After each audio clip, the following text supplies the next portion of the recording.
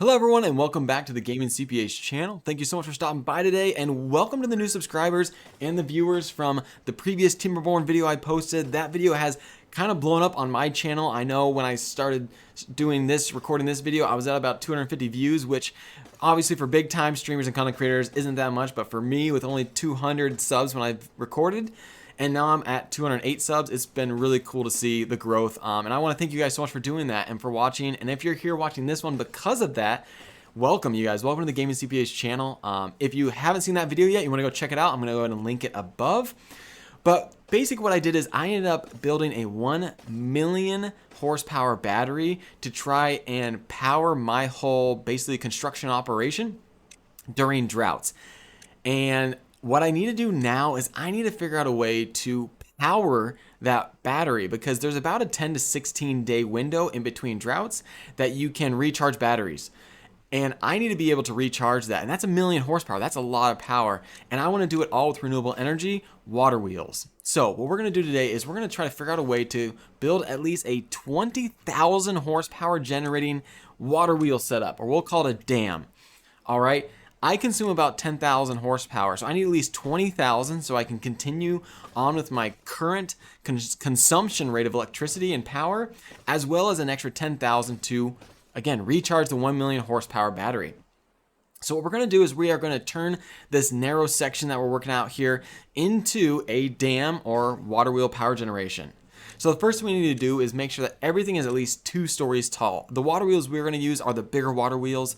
They generate about 4 times more power than the smaller ones, but they are technically 2 stories tall and at least 2 gaps wide. So we got to make sure that we build levees to support that. And then we're going to try to direct all the water flow through the water wheels. So the water has to go through my water wheels before they can go and exit out the map at the back. So what I'm doing basically is a quick blueprint mapping to figure out how and where we need to place these water wheels so we can really capitalize on that space as best as possible. Then what we do is we send the golems on to build them. What we need to start doing, obviously, is start sending out resources. So I quickly go and calibrate my distribution post to start sending resources, logs, and planks out there. Really wish I would have done that first and kind of stockpiled ahead of time, but you know what? I didn't think about that. So maybe for phase 2, we'll be a little bit smarter and stockpile. I also ended up building a couple additional builders huts. The district points, or just the districts themselves, can only house 4 builders and workers. We want to increase that because we're constructing a whole lot with this dam, so we want to increase that workforce. So I built 2 more builders huts just to increase for that from 4 up to 12 golems that can go out at work at a time. I then kind of skip ahead and show you guys kind of the first column completed. We end up building it. It's looking good. The water, I'm not worried about the power generation. It shows right away because it's really not complete until we get all of it constructed up well. But it's kind of cool to see what the first column is going to look like with all 7 water wheels in a row. So now we just got to replicate that basically 3 more times. And what I believe should be redirecting columns to kind of redirect some of the water in. It's going to quote unquote grab the water and direct them towards each water wheel specifically. I do accidentally flood my workers, which means they couldn't work for about 14 days, which slowed down things quite a bit. I should have probably prioritized damming up the top as the top priority. This wasn't the only time I was flooded either. I just didn't think about fixing it until I got flooded a second time, so rip on that one.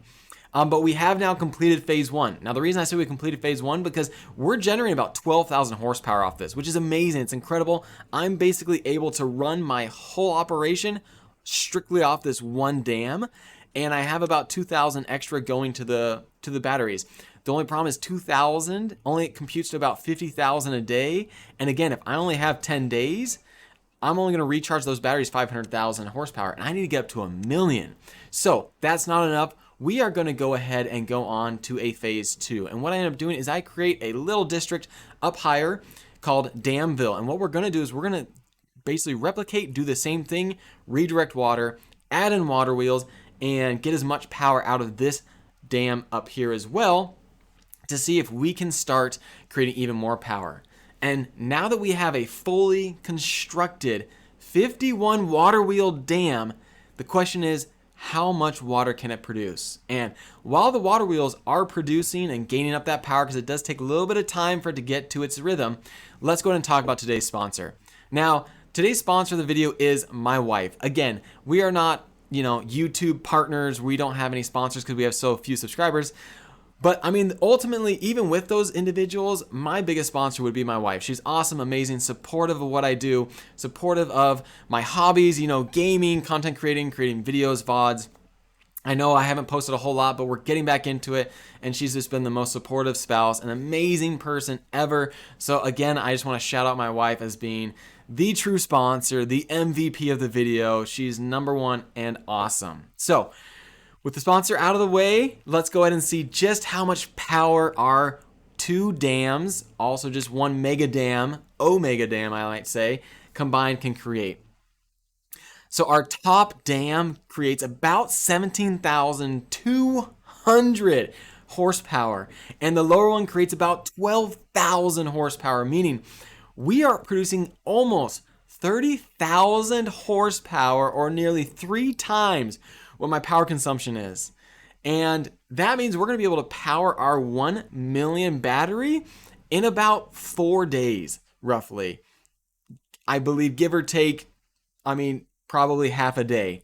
So within 3.5 days to 4 days, we will be able to power our 1 million battery. Now, we might be able to power 1 million battery pretty quickly, but possibly, is that going to be enough to power a 2 million battery?